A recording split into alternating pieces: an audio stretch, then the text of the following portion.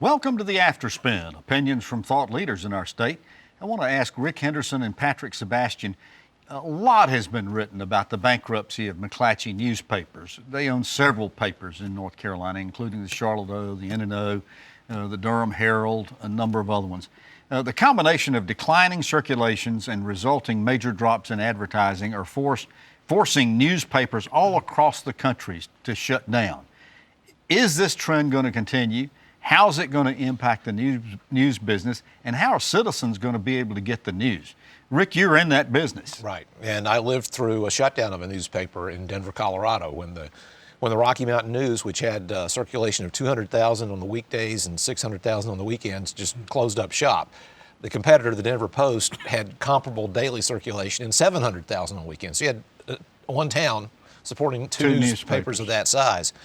And it's going to continue because, unfortunately, the legacy media industry put all of its money on a very bad business model. Did not anticipate. Which was? Print. Well, basically, it would not only print, but also charging near monopoly rates for classified and display advertising, and not anticipating that someone could come in, Craigslist, for instance, and completely undercut your revenue model. I mean, some newspapers were getting 25% of their revenue from classified advertising, and that just evaporated. And so they did not anticipate that.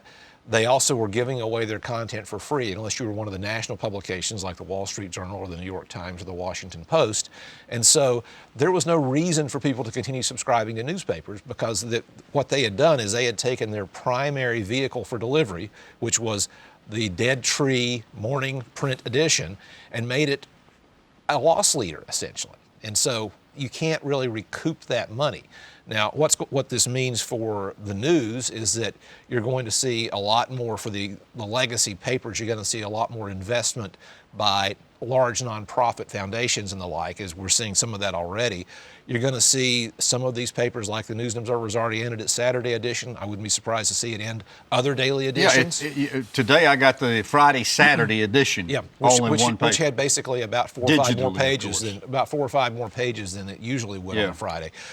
You're going to see them go to fewer days of publication of the print edition. And you're going to see some more of these go out of business. You're going to see more consolidation. I mean, basically, Winston-Salem and Greensboro papers are the same paper. Yeah. They just have a different masthead. Right. Owned by the same company. Right. But, Patrick, the deal here is and we are told, particularly, that millennials and younger people are getting most of their news from the internet and social media, but this stuff's not vetted. Doesn't that trouble you as someone who's in the communications consulting business? How do you know how to get the word out, the truth out to people? It's a fragmented media that we have now, whether it's TV or digital or hard print newspapers. I'm a News and Observer subscriber, but there's not a lot of folks like me, I guess, anymore. They're doing okay on the digital side of it, but they are hurting. And I don't think you can underestimate really the way this polarized country politically is affecting newspapers. You have the New York Times actually has been doing okay. So you're saying some people will subscribe because it has a partisan leaning one way and others will not? Well, look at the New York Times. I mean, the New York Times has been doing okay.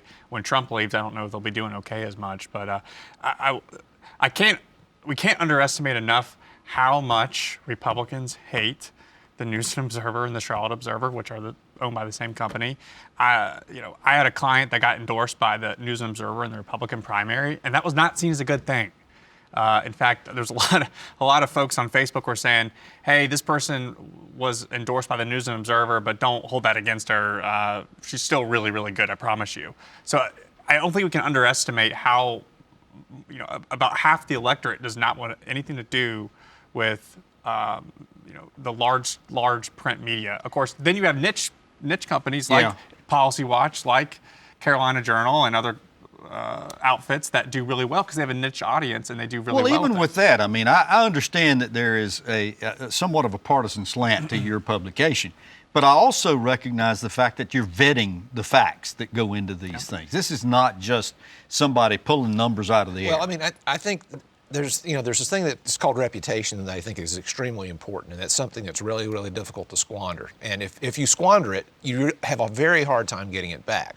Now, there are lots of folks who want to read things that confirm their previous biases. And our panelist and friend here, John Hood, has said, don't do that. Read lots of different stuff. But some people don't want to do that.